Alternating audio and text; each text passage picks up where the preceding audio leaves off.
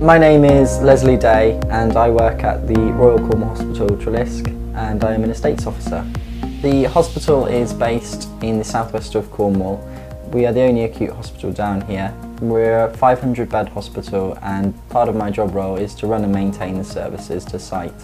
The original pump station on site would have dated back to when the tower block was built in the 1960s. Originally we started with 3 rusty old chamber lids on top of the first level of the station, and these were always a risk to us because they leave the chamber effectively open and exposed.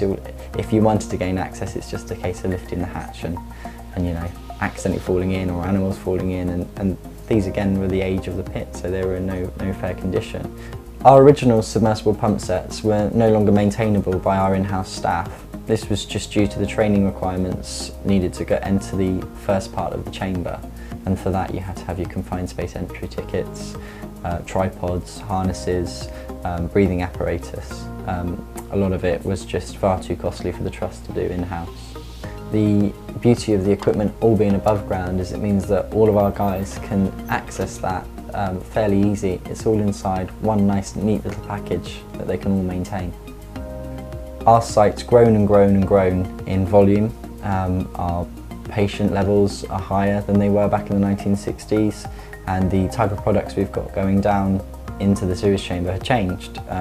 We now live in a very disposable world where it's more of you use a disposable wipe to clean things down, and for infection control purposes it's either bin it, or what tends to happen a lot of the time is it's popped in the nearest toilet or sluice and it's washed down and sort of left for someone else to deal with, which still ends up being the estates department in-house. A couple of years ago I was introduced to Andy Hornibrook from Smith & Loveless. They advised us to move towards a single channel expeller, which since then, over 6 months ago, we haven't received another problem from since.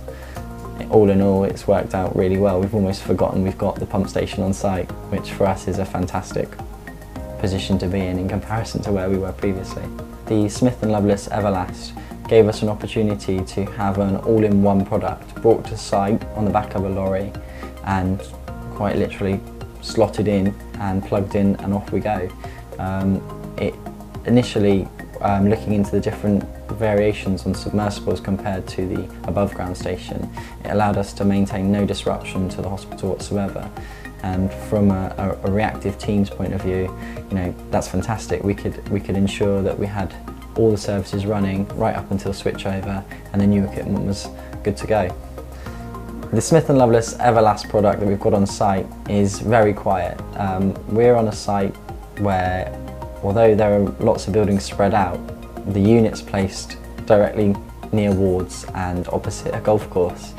Since the installation, we've got a little pod on site, and I'm not sure most people are even aware of what's going on over there.